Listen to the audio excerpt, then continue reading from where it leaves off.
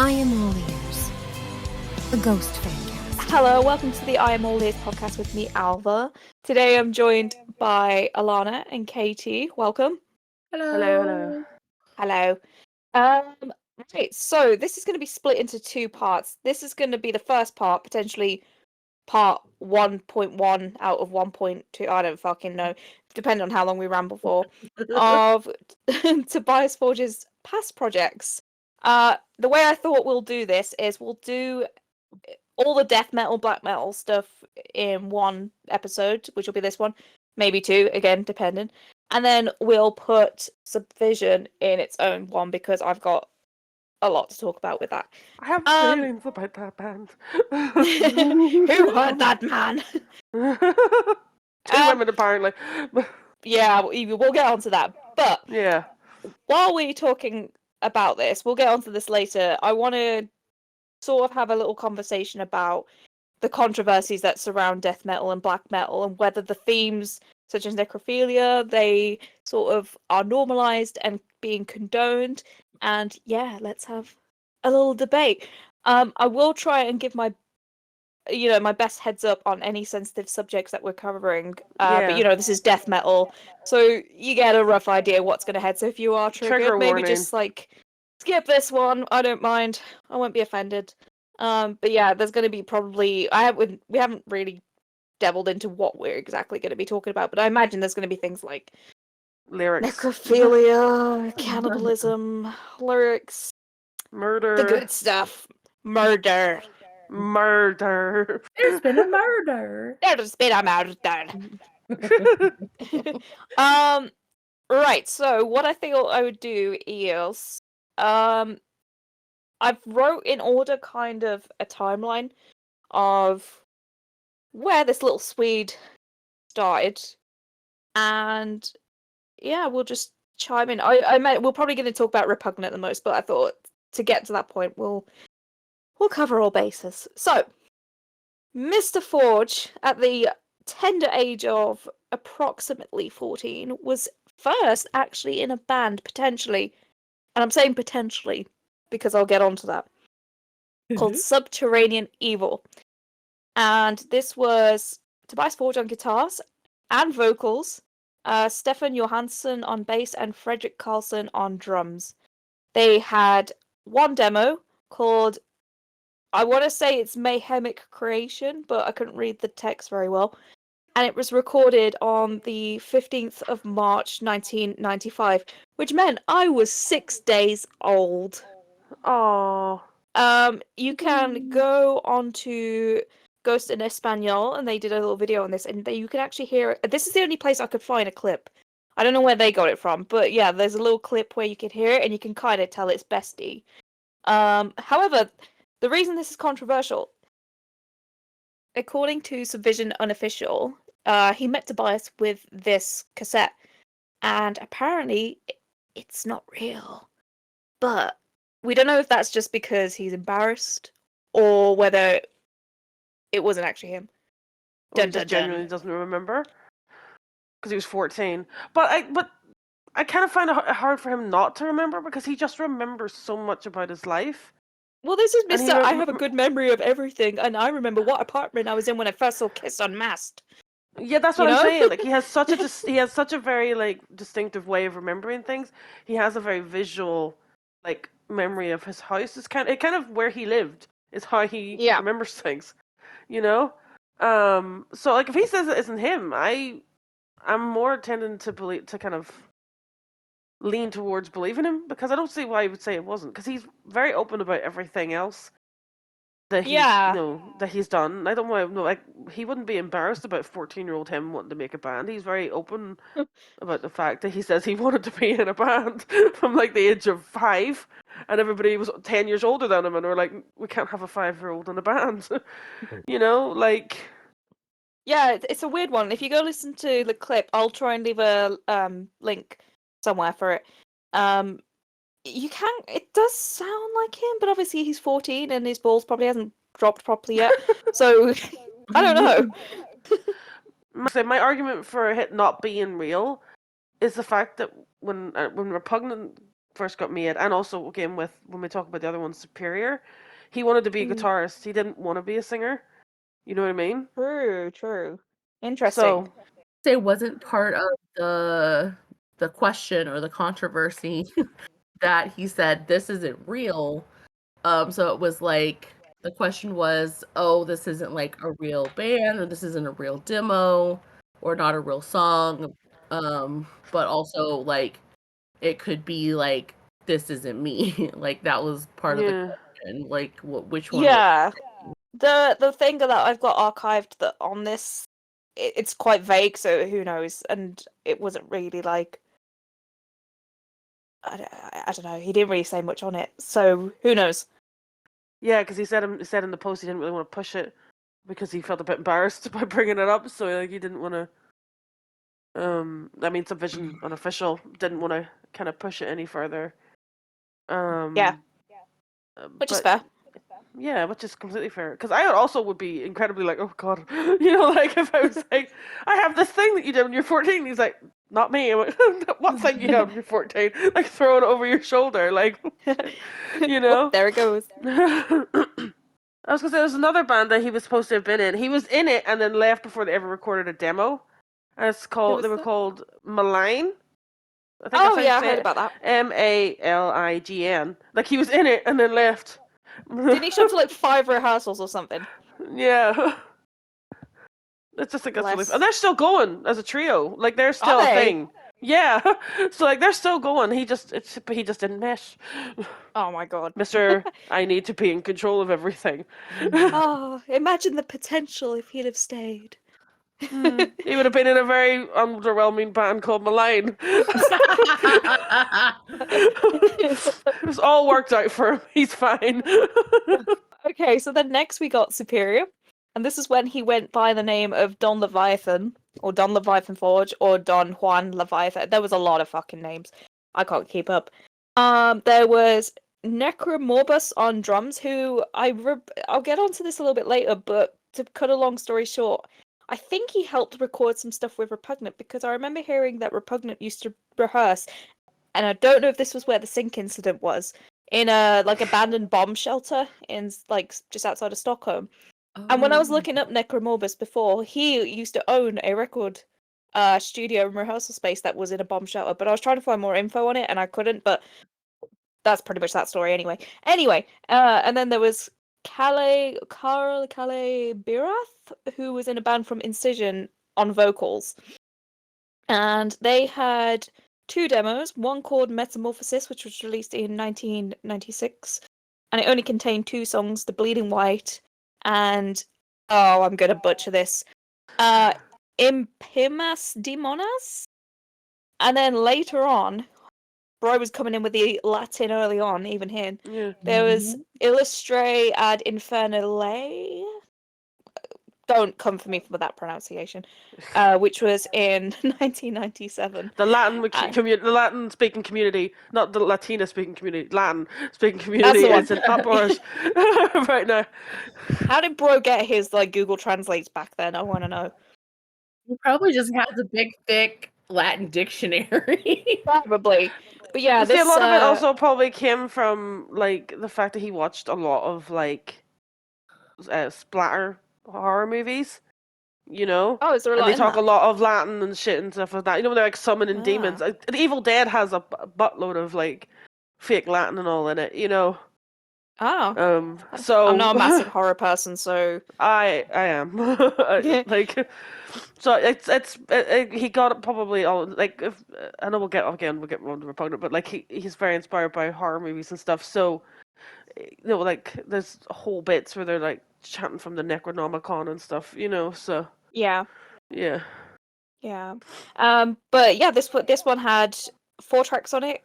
Invocation or Invocate. Fuck me, I don't know how to pronounce these. A Glance of the New Divination.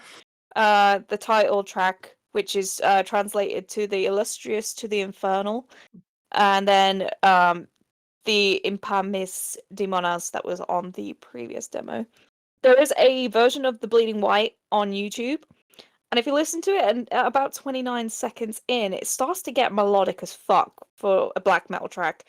And it's like, you can really tell here where the little seeds are planted of melodies and stuff. But also at the same time, bro's like 15 and he was like, Mayhem? Yes, that's gonna be me. Yeah. I want to be Per. No, you don't. No, you Shaking him. don't. No, you don't. I will say, I love that picture of him with the corpse painting on and the long hair and stuff. He looked. Oh, it looks so good. He looks so good. Like I would love to have seen it. Like I would love to have seen a proper photo of it. But like in that little black, like that black and white one worked really well for him because he looks great. Yeah, on brand. He does look very cool. He does look very cool, and also you can see the King Diamond influence in his corpse paint, like with the way the lips are. It looks very, it's very King Diamond. It's not, it's less Mayhem or King Diamond, you know. Thank God. Around this time as well, he started drawing for other bands, and in an edition of Pounding Metal Productions magazine. Can you tell I've done my research this episode? Go me. Yes. He actually won a top award for the design, and it's in Swedish, but the translation is, "Fuck, the logo type is really well done. Leviathan has worked with this a long time. I like the idea that the letters spawn from the pentagram, and of course the 666 is in there, as mandatory in a black metal logo. This is by far the nicest logo I've seen, brackets, so far. If you want a nice looking logo type done, contact Leviathan." Bro's like 15 and he's like in his graphic designer era, but his stuff is really good. Like It isn't is. just biased as well, but like it's really good. Like if like it has all his little zine drawings and stuff as well, you know.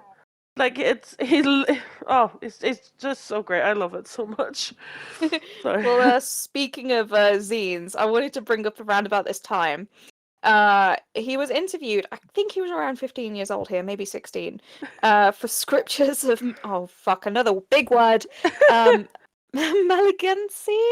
Scriptures of malignancy? I don't have it up in front of me, but yeah. That, anyway. He's so insufferable where he's talking about, like, not being able to get into bars, and he's talking about chicks in his possessions with rock tits and super butts. I love fucking it. hate him.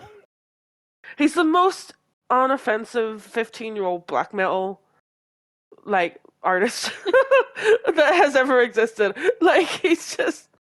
I mean, later in that interview, he was talking about sticking a carrot up someone's ass. Yeah, but if you've seen some of the interviews with some black metal artists, that's nothing. That is absolutely that's a 15-year-old boy. Like he is just being a 15-year-old boy. Like my favorite part of that interview is when he talks about having a dream about like hitting on a girl and not getting her, and you're like, why are you telling him this? You could have just lied. Also, why are you telling him your dream? You know what I mean? I will say though, it was a bit weird that this 20-year-old dude was asking like this 15-year-old that if he'd like. How do I put this without being weird? I'm just gonna have to say how it is, but pretty much it didn't. He didn't have a wet dream, basically. Yeah, exactly. Yeah. Like, and I was a bit like, we're gonna be talking about and saying things later on that are very just say it. You know what I mean? Like, because it goes in theme with what we're talking about. True. But yeah, I was like, bro was just getting interviewed and just revealing that. He was hanging around with a lot of people who are a lot older than him. Yeah. So he was like, he talks about that in that podcast thing for the Metal Talks on Spotify. That like all of his friends were like in their 20s and stuff, like even older than that. You know, 25, some of them, I think. Yeah, like he was hanging out with all these like adult men at a very influential time in his life, and I'm honestly surprised he has turned out as nice as he has. You know what I mean? Yeah, he said something about skipping a few steps, and I don't know what he means by that, but I don't know. I think he probably got introduced to a lot of adult things quite quickly. You know what I mean? Like, I'm not going to sit and speculate what, but like, you know, I feel like, because like, his brother and stuff would bring his girlfriends home and all that there, and his brother was a lot older than him. You know, so like, he's getting introduced to the idea of, like, a very small age of girlfriends and what adult men do with girlfriends. At a very informative age. He could have turned out a lot creepier than he did. I'm just saying, we're very lucky. We're very lucky. The man barely swears in like songs. Like he writes all these songs and there's barely a swear word in them. But I just find it funny. So this ties in quite nicely to the next point I have, which is we're in the Copromancer era, lads. Let's go. So here he comes, Captain Insufferable. Copromancer wrote a song for the band. Oh my god, why can't I pronounce anything? Revocation? That Yes. called The Old Ones Abbey. And it was written in 1999. So he is 18? Is it 18? Yeah, I can't do maths. Yeah. 18 years old. And it's about gay priests, basically. Well, it's not, but everyone knows it as like the gay priest song. Yeah. And I'm gonna do a dramatic.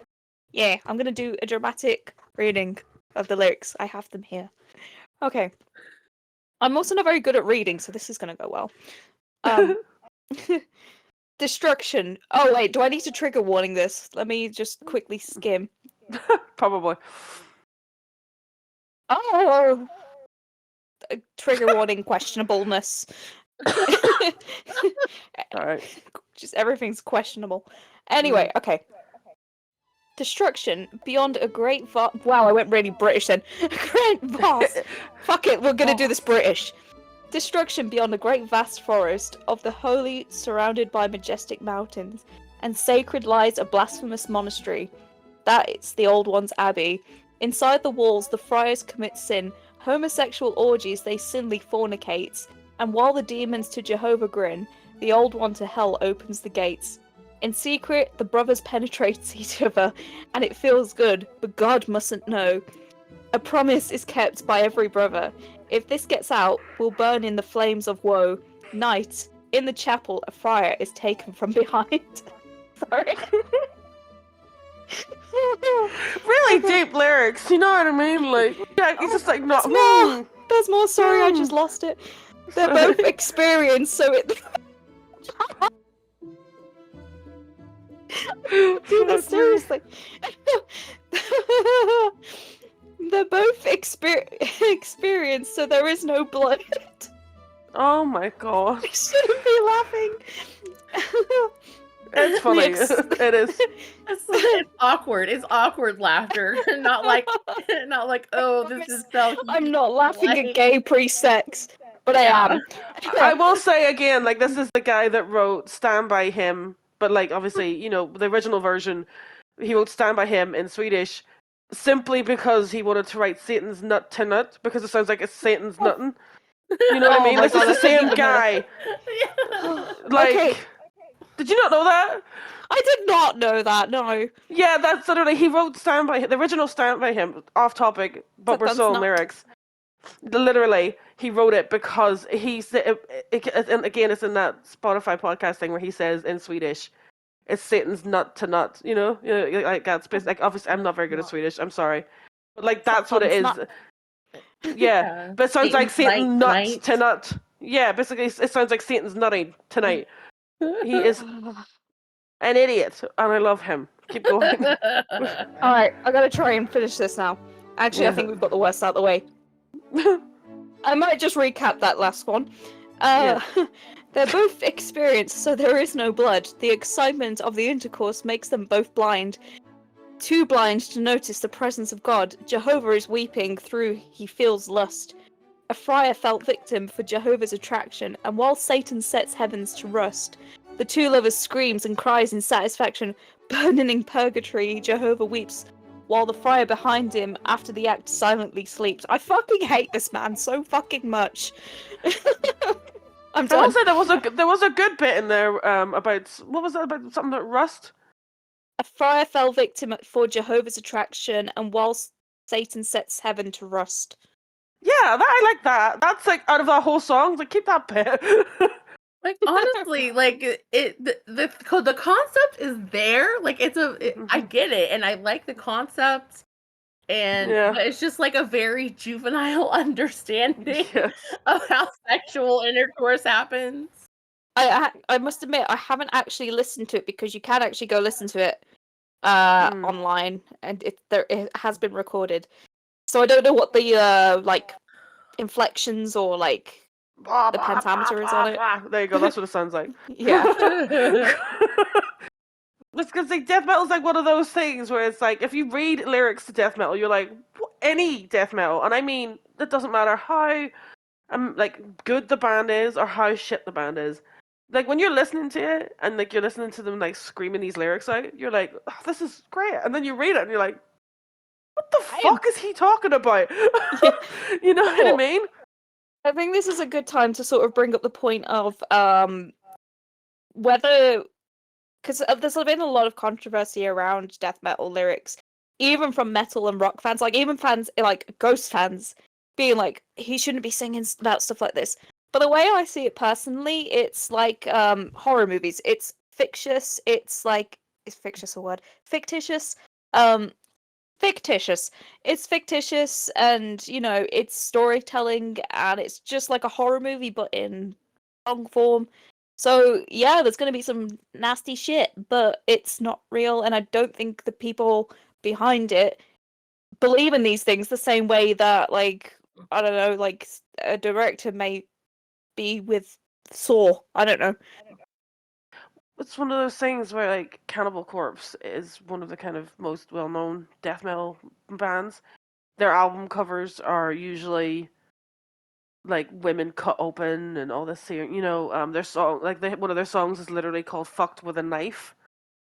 Oh So god. you know, the lead singer of that band is famously known to be one of the nicest people in rock. Yeah. He is like one of the nicest people. One of his favorite pastimes when they go to a new city on tour is to go find a Target and buy a toy for himself. And I'm talking like a Oh, I've seen teddy that. or Doesn't something. he Like donate some some as well? yeah, he donates shit as well. Like he'll go find a Target and buy stuff and donate it. But then on the other side of that, you do have people like my current number one arch nemesis, Varg Vikernes. Knew you were Who gonna bring him up. I'm I'm not laughing at like Varg because of like hey Varg ew. I'm just laughing because we've been following Alana on her journey of reading Lords of Chaos and how I hate pissed off this she's been. man. Like literally, I have a list of people I hate, and I hate him so much. He's moved J.K. Rowling down one. Like, I've roped him Did you in. see that he like replied Yes, to her on Twitter? Yes. I Oh my did, and he has like a god. Gandalf. He has a Gandalf fucking avatar on Twitter. Oh my It's god! But anyway, like I hate this man. Joanne, it's time to pack it in, babe. The Nazis are agreeing with you. It's time to go home. But he's so annoying. I need a second to rant about him. Please I go hate off. him. I hate this man. Okay, I read Lords of Chaos under the assumption that what the front of the book promised me was I was going to read an account of also I also went off Tobias's recommendation from that video of what's in like what's in my bag. He Oh, do you recommended mean this the record book. ones? Yeah, Yeah, yeah. he recommended this book and said it was good, and I was like, I trust this man. He has good music taste. I will also trust his opinion on this book. You thought I wrong. if I ever meet this man, he owes me money for what I've dealt with in this book. Like, if you want to be annoyed for 400 pages, I would recommend reading it. If you're interested in his point of view, I don't know why you would be, but if you're interested in his point of view, which again, oh my god, I'm all over the place because I just hate him so much. Oh my god. Sorry, it's like the book has 4 chapters where it's a kind of um it's a kind of bog standard book about metal music and the kind of rise of death metal in Sweden, and then they kind of move over to Norway with the rise of black metal, and then it just goes on from chapter 5 to chapter 13 about Varg Vikernes and every other white supremacist that exists within the metal genre. Like even people who got interviewed for this book have said, I was quoted, misquoted, and stuff like Yeah. that. There, and you can kind of feel it when you're reading it because it's very badly done. And one of the things in here I have it bookmarked. I have I was like, I'm not going to write in this book because I don't really like writing in books. I have written arguments in this book. I have written arguments where I'm like fighting with the book because this whole chapter's about his mom. This whole chapter's about Varg Vikernes' mom, who's also a dickhead. Oh, really? Yeah, she's also a dickhead. There's one shining moment of clarity for this man where he's like, some people may say, because I was incarcerated at such a young age, I've never developed mentally past being a teenager. But that's not true. And I'm like, you were just there, Varg. you were right there. You were right there. You saw the light for half a second and then closed the door. His mum was really bad too, very racist. You know what I mean? He said his mum's worst fear was he'd come home with a black girl. Oh no! Out of all the things that could happen to your child, that is the worst thing you can imagine. This woman tried to pay people to break her son out of jail with guns and bombs. She didn't go to jail. Yeah.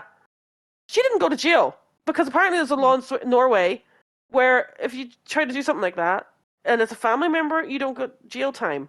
And I'm like, what? But there's a part in the book where the author says that Varg has a very unique way of characterizing his life and remembering things. Not that he's disremembering things or saying things in bad faith, but it's just the way he remembers them. And I'm like, book, that's called lying. That's called delusion. Lying to you. One of the most famous things that ever happened to black metal is Varg stabbing Euronymous to death. Yeah. That's one of the most famous things. They fly past it because he says he did it in self-defense. And he won't push him to talk about it. You know what I mean? I know this is not what this podcast is about. But I am turning this podcast into a moment of me telling you, do not read this book. Watch the movie. Well, this was what I was going to say. If we're going to link it back to Mr. Forge for a second, yes. There's kind of two links to the Lords of Chaos film, and the first one is real. Basically, it was directed by Jonas Åkerlund, who is a Swedish director. He's pals with our buddy here. Everybody.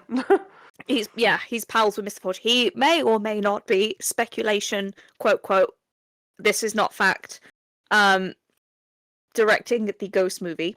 However, he directed Lords of Chaos. He gave Tobias a special thanks in the credits for Lords of Chaos, and I'm like, did he go to Tobias and be like, I need some fact checking, I need some info, I need and then he just sat down with him and got him to info dump on him. The second connection that I don't think is actually a thing, but I'm just going to pretend it is. There's a quote that who is it who says which Varg says it. Oh, I'm glad you know what quote I'm about to say. Yeah. The one about fucking Swedish death metal bands in their Morbid Angel t-shirts, and I was just like, Mary Gore. We know who that is. But I was like, I wonder if Jonas put that bit in just to have a dig at his pal. Yeah, because the movie is set in the 90s, whereas obviously Tobias was doing early 90s, whereas Tobias was doing all his stuff in the late 90s, but the movie was directed in the 2010s, sorry, or whatever. Wow. All of the t-shirts are vintage t-shirts, which is why I think that Tobias Kim's in here. Yeah. All of the t-shirts are literally all of the t-shirts are all vintage t-shirts. All of the tapes and all are real tapes. None of them are none of this stuff that they're wearing or the tapes and all that they're handling are created. So Jonas went to people he knew who were in the scene and went, Tobias Forge, all your stuff. Yeah, he can just I have went all to your Tobias's stuff? house and was like, "Can I borrow this T-shirt and these tapes and that T-shirt and and that T-shirt?" And for 60 days, Bol was like, "Yes, take them out of the house, please." Free up my space, oh my god! please. But yeah, like the Lords of Chaos movie is good because it's the complete opposite of the book. Because Jonas just spends the entire movie making fun of Varg Vigners. Like he basically turns Varg Vigners into what he kind of really is, which is a lot of the stuff he said early on was him just mouthing back stuff he heard other people say. You know? Yeah. Like there's a great one of my favorite moments is it's just a very subtle moment. He says that they did the first church burning at 6 o'clock in the morning on the 6th of June, so it's 666. There's a Yeah. news broadcast that says firefighters were called at 4 a.m. You know, to the fire at this church. You know, so it's You like you can't fucked up. even. You can no, but it's like it's just how far you like even the little lies are all kind of Yeah. like called out.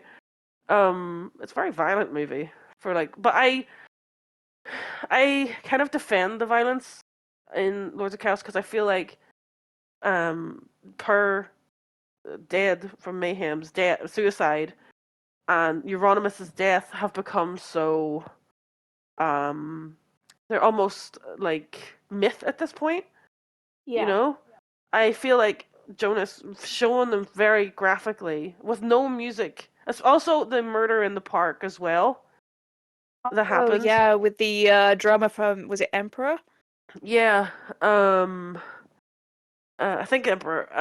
But that whole thing as well, like all of those things that happened have become very mythicized. You know, I don't know if that's a word, Yeah. but you know, they've people seem to forget that there is 3 real dead people at the center of them. You know, Yeah. and I know that I know that the band members of Mayhem and all they don't like it because of how graphic it is. They feel like it's exploitation. And I understand why because they knew Per and all this here. He was like he was a real person. But I feel like that's more for people who show up to Mayhem concerts in t-shirts with that wee fella dead on them and stand in front of a guy who knew him because they don't. It's just so desensitized to it. Yeah. You know, Yeah. it's just a reminder. It's like this kid was 22 and he killed himself in a very violent manner. Yeah. This man was murdered by this teenager for no reason in a very graphic manner. Varg chased Euronymous out of his house downstairs and stabbed him to death. You know, like he was scared, you know? Yeah. Like this was like it's not like a horror movie. It's not like these aren't things that somebody made up. These are real people that died.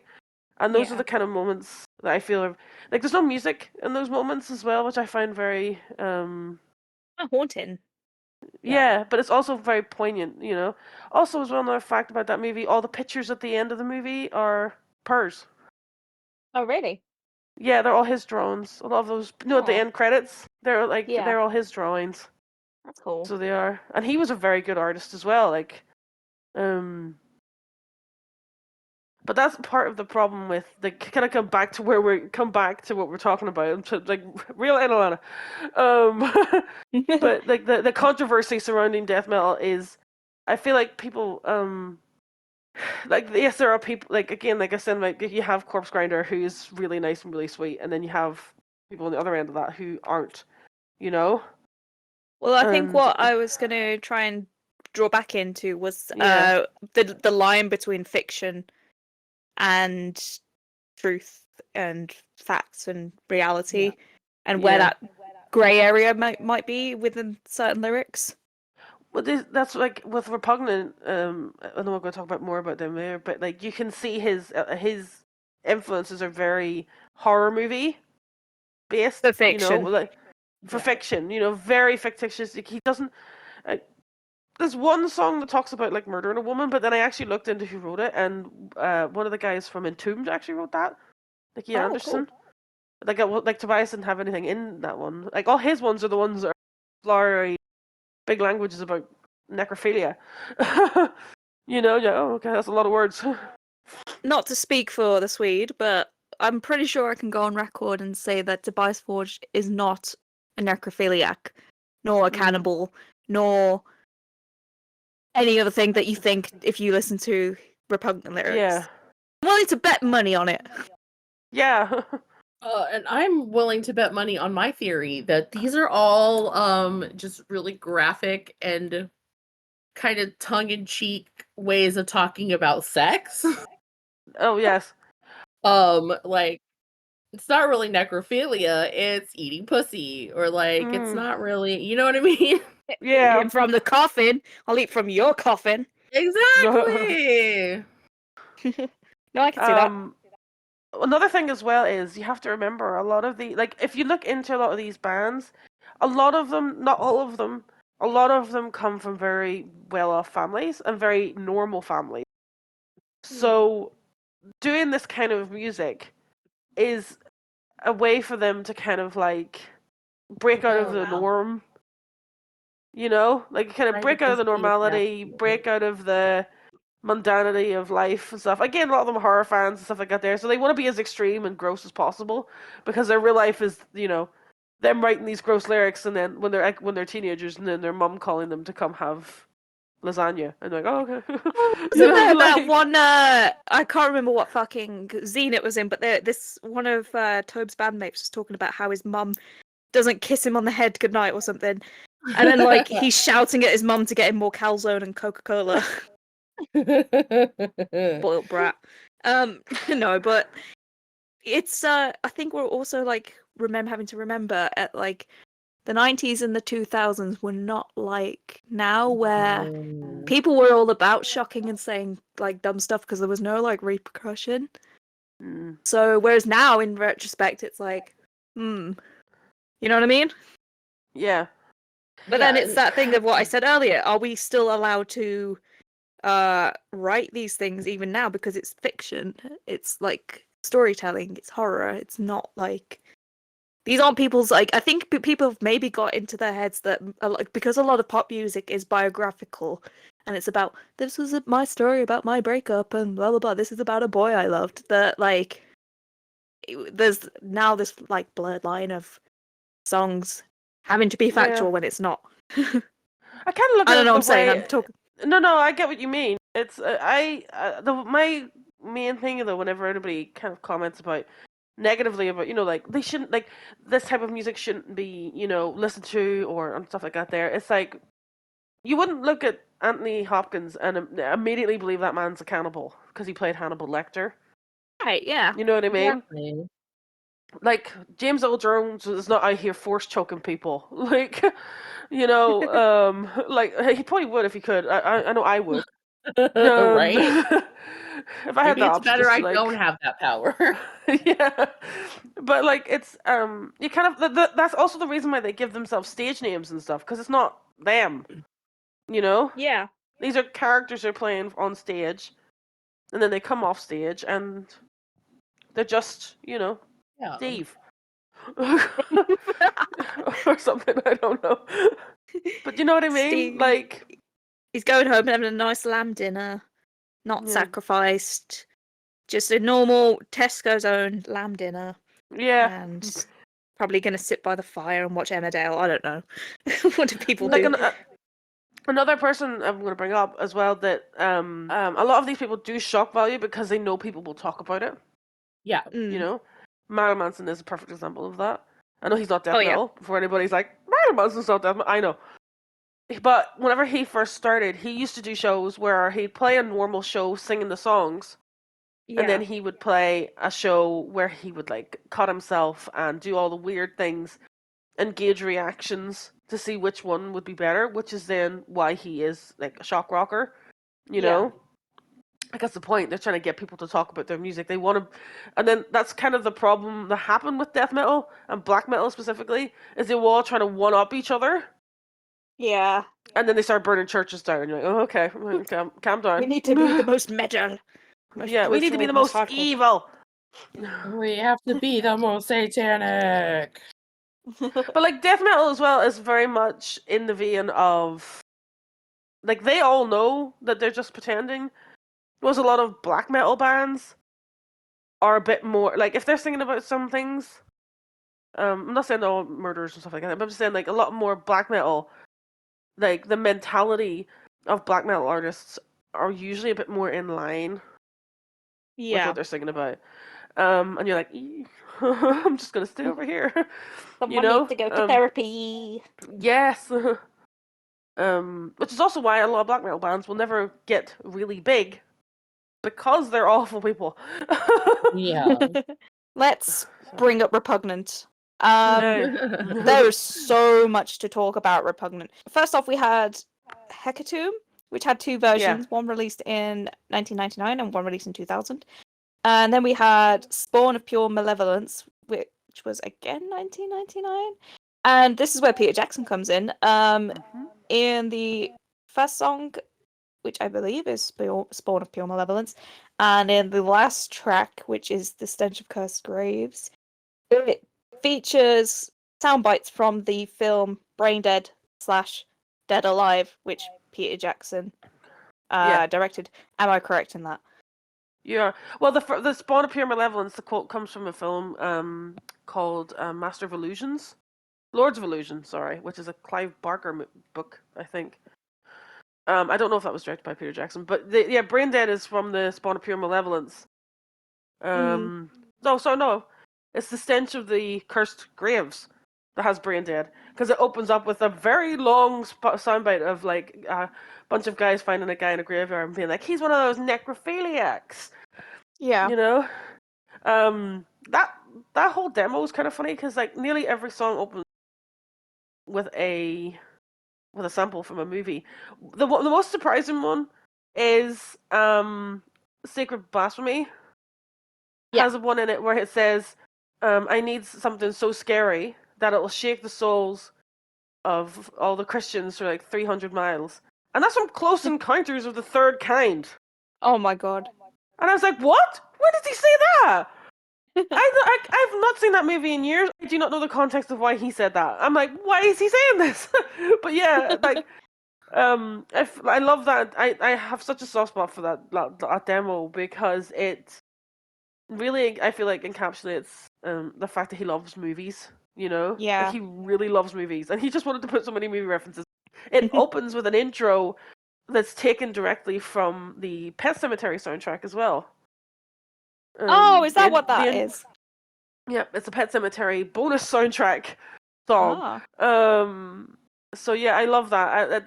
It's basically him just indulging in his love of films and stuff like that. I do feel it's a bit messy though when you are listening to it because there's so many, you know. Though I will say I do prefer the demo version of Spawn of Pure Malevolence to the finished version because I love the intro a little bit, you know. What the hell's going on in there? Sounds like they just resurrected him. My god. But then it goes into Draped in Sailcloth, which is only like a 4-track demo, if I remember correctly. It's quite small. Yeah. And then finally we get Epitome of Darkness, which was released after they broke up in 2004, and this was released in 2006. One of the things I really love on Epitome of Darkness is the morbid cover of Another Vision. And I remember reading somewhere that, because I remember seeing that demo, the morbid did, and I was like, how the fuck can you decipher the lyrics from this? And apparently, yeah, Tobe had to like make a bunch of it up because you can't understand what the fuck they're saying. Yeah. Yeah. One of my favorite things about Epitome of Darkness is one of the lyrics in it is, hang on, I wrote it down because it made me chuckle. He says, y'all will die from the terror of my reign. He spelt y'all wrong in that as well. Oh my That man god. has been spelling y'all wrong this entire time. Can we discuss the yeehaw in Voices of the Dead? I love that so much. You know what? I am from Texas. I am always down to discuss a yeehaw. I love it so much. Oh my god. Yeehaw! Yeehaw! Ghost needs more yeehaws. More cowbells. I'm so here for the Ghost Country album. Oh my god, could you I imagine? can't wait. Ghost Dolly Parton collab when? Tomorrow, please. But yeah, I was looking up lyrics for it's hungry. That's from Hungry Other Dad. That y'all will die from the terror of my reign. And I was looking up the lyrics for because I was gonna write down like some of my kind of favorite lyrics. And it's on the Genius website. It said it spelled y'all that like the YA''L, and I was like, he didn't.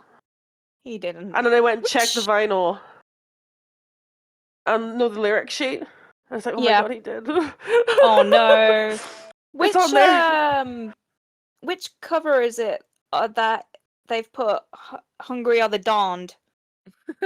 Oh, I can't love that remember one. which- I don't remember that one Is it on but one of the Hecatomb ones? I can't remember. yeah, it's one of the tapes, Fucking hell. I think. But it's so funny. Like I don't know why it's called, but Hungry Are the Darned. Oh darn. I have a beef to pick with Metal Hammer because they recently released a list Yes, that was go on. like rating, ranking like, Tobias Forge's outside, ghost things. And they put Repugnant last, which I thought was a very bold move. Because they said that like it's revisionist to say that Repugnant were like important to the Swedish death metal scene. And I was like, listen, Matt, I can't remember your last name, but I know your first name's Matt because I yelled about you for about an hour to my boyfriend. I have a book from 2008, which means it existed before Ghost did, where this guy was like, Repugnant are one of my favorite bands, and they helped re-kickstart, kind of reignite people's love of old school death metal. Because if you listen to Tobias talk about metal in the 90s, it's very funny. Because he basically he didn't want to be the lead singer of Repugnant. He wanted to be the guitarist. And they had another guy whose name I cannot remember. I think it was Klaus or something like that. Not Klaus. It was something like that. Began with a K. But he was supposed to be the lead singer. And when they went to record the actual demo in the studio, they realized he realized he sounded too modern. Oh, yeah, he said something about usually nowadays you Yeah. you rehearse and You then you record record now, and then you rehearse. that's Whereas it, yeah. then you wrote the stuff, would go into the studio, tell everybody what bits to play, and then play a count to 4 and then play. I just think it's so funny that in 1999, it's like you sound too modern, and then that's what I have to do it. He is like the most reluctant man that has ever existed. I don't want to sing. Well, you have to. No. Why do I have to do it? But I just find it so funny because there's another band as well, Kamos, Oh, yeah. K-A-A-M-O-S. They're also cited as well for kind of re-kicking the thing, kicking it back off again. But this guy in this Metal Hammer article was like, it's revisionist to say they were important. No, it isn't. You just don't like death metal, Matt. Yeah, fuck off. Shut up, Matt. Didn't Repugnant and Camos do a live They bootleg did. thing together? Which yeah. Yeah. Let's play. And another thing I love about Repugnant is you can see him start to do this thing where he has to have a uniform when he's performing. You know what I mean? What, you mean the Morbid Angel t-shirt going on for 20 years? literally. Like I love like he has to have some type of costume on. Yeah. Can we discuss the names as well of the band members of Repugnant? So there was yes. Sid E. Burns, which is like sideburns, and he did have massive Yep. sideburns. He did. Was Chris Piss in there at one point? I can't Yes, remember. he was. Chris Piss, Tom Bones, Carlos Santanos, and Mary Gore, which obviously Tom Bones is a play on Tom Jones, Carlos Santanos is like Carlos Santana, and Mary Gore is like Gary Moore from Thin Lizzy. Fucking love it. Yeah. There's also Dee SARS. Is that? Oh, wow. Yeah, and E. Forcus, I think, is another one. Oh my god. As well. Like, this is like the amount of names these people had, and you're like, okay.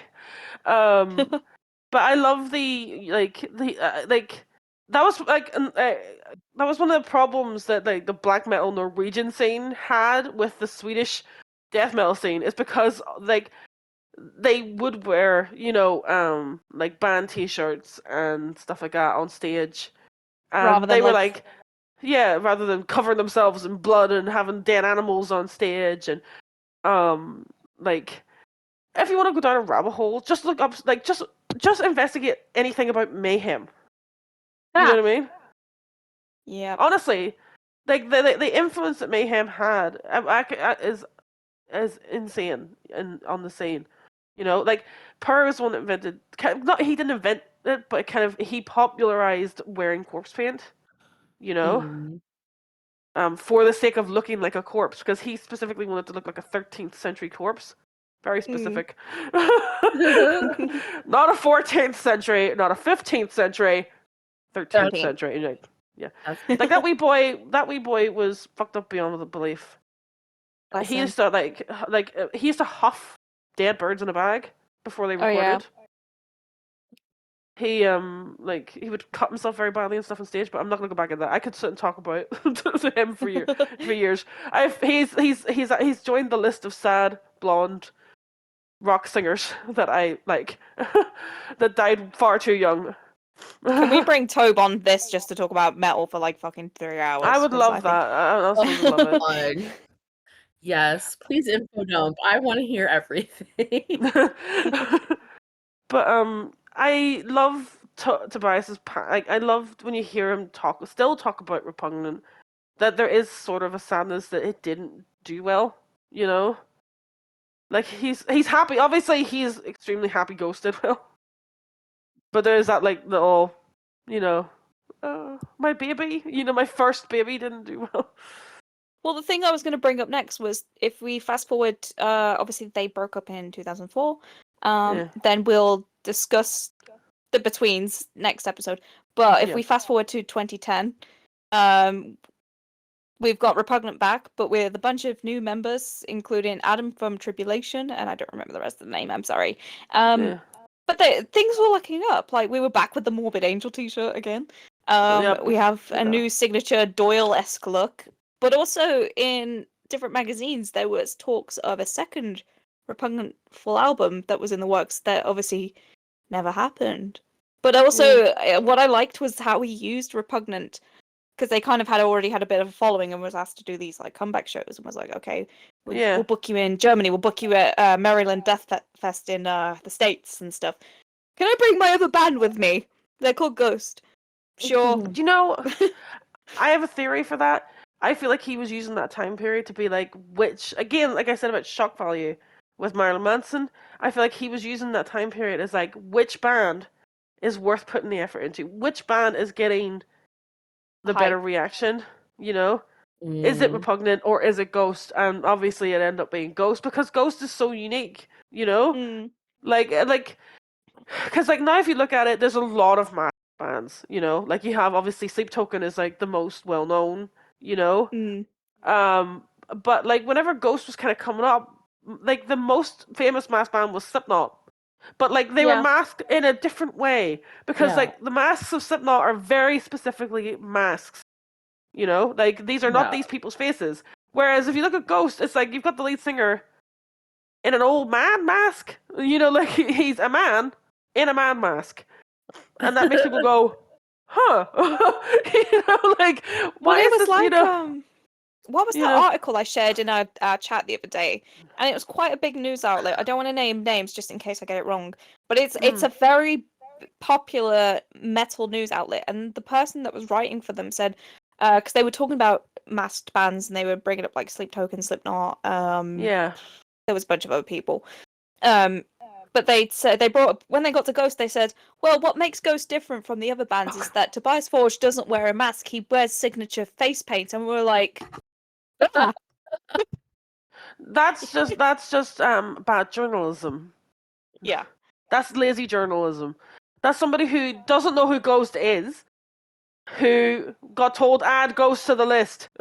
Yeah, but this is going back to your point of like the ambiguity, I guess, of like, is that a face? Is it a mask? Yeah. Who knows? Like back then, at least, anyway. I mean, but then look at Primo's ears. Come on. What is we happening? know that's not real. They're melting. That man is That old man is melting on stage. Oh no! I'll get Grandpa off. Look at him go! Like grooving on stage. Get a paper towel. But I do definitely feel like he used those shows to kind of like, which one is where am I going to put my effort? But I do like I know he talked with what do you call them? I can't remember the news outlet. Great podcast. But he did that interview. It was like a 34 guy talked about doing death metal, and he said, "Would you ever do it again?" And he said maybe for like one show, you know. Because Please. he's very particular about his death metal, and I feel like he would be like, like unless he could like there was like something really, you know, something really piqued his interest. I don't feel like he would ever do it again, you know, unless Well, something like really piqued his interest to do one show. Like well, get it's to like save the he world or says. something. It's like what he says about the most interesting death metal comes from sort of 19-year-olds, and he's like 43 now. Like, Yeah. what's he gonna scream about? Fucking Necrophilia. and then get cancelled. Yeah. I mean, they already want to cancel him over 20s. Oh my god, if that is too much, Lord help thee. I just really love Repugnant.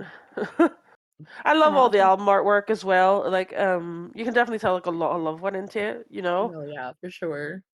Here's I know he didn't necessarily do like Epitome of Darkness, but like some of the earlier t-shirt prints and stuff that he did, like bro's artwork is It's so good. stunning. It's so good. So good. He's a talented being, that Forge. He really is. I love to see his art. Yeah. I want a book. And then he did that other painting that was supposed to be for the Repugnant album cover, but then he gave it to somebody else of the house, like Oh on yeah. the salt flats. I really like that picture. I was like, can I have that? I would love him to put a little book together of his artwork, but he would be Mr. Modest and be like, well, it's not that good. We all find it interesting. Shut up. Yeah, but we love Do you it, want that so gold it's good. toilet? I love the way Tobias looked as Mary Gore. I love the Doyle hairstyle and the Morbid Angel shirt and everything and the blood and all this here. I also love the goofy pictures of him, of that one picture where it's slightly blurry and it's a bit far away and you can see the pain on his face and he looks a bit kind of confused. Yeah. I he love looks that like picture. I like turtles kid. Yes, I love that picture I like turtles. so much. I love that picture so Oh. much, and I also love the pictures of him in the nun outfits. Oh yeah. I know people are like we probably should have talked a lot about like the history of like the lifespan of Repugnant, but I'm sorry I took over a lot of time just complaining about Varg Vickers.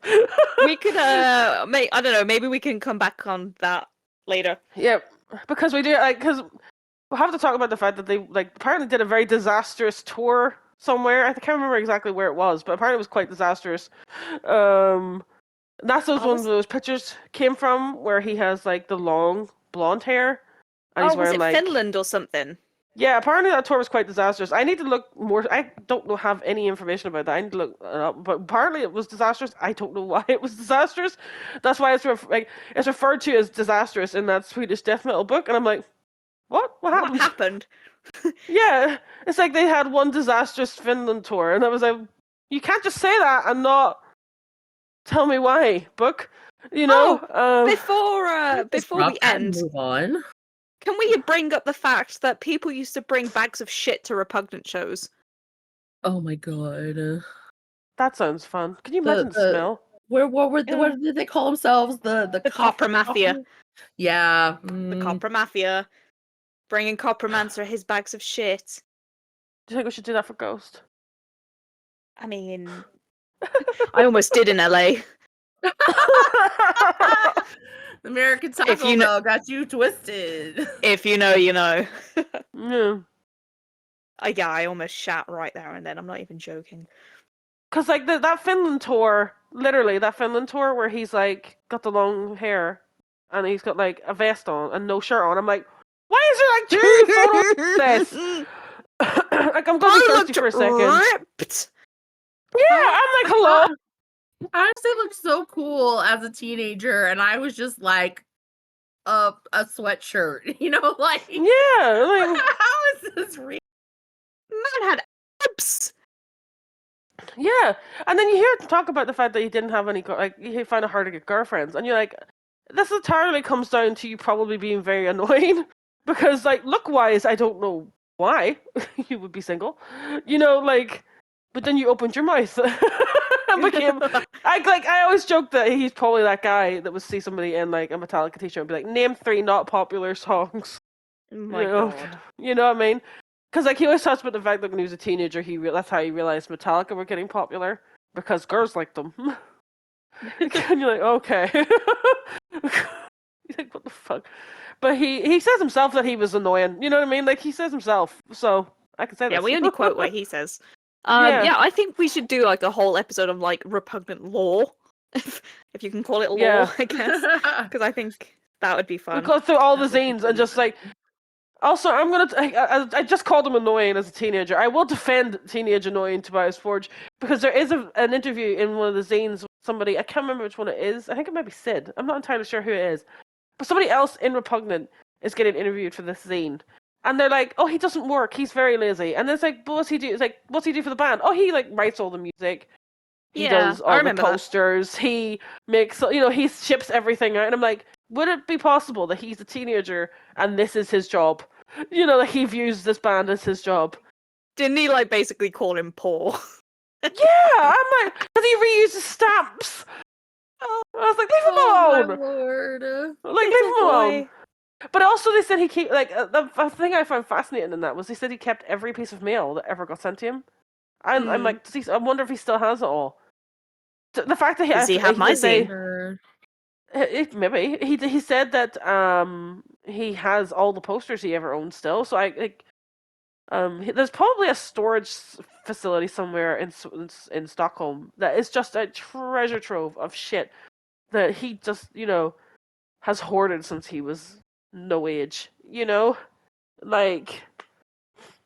Oh god, we need to do an episode on out shit and cunt.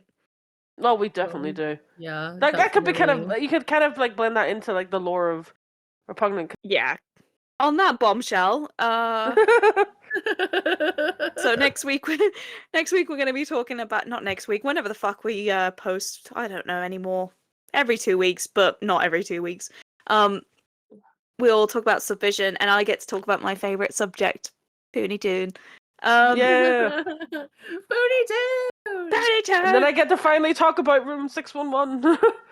Oh, yeah. okay, I need to that's talk. burning on all of our minds. I need to talk to you about that once I finish wrapping up, because I read something earlier.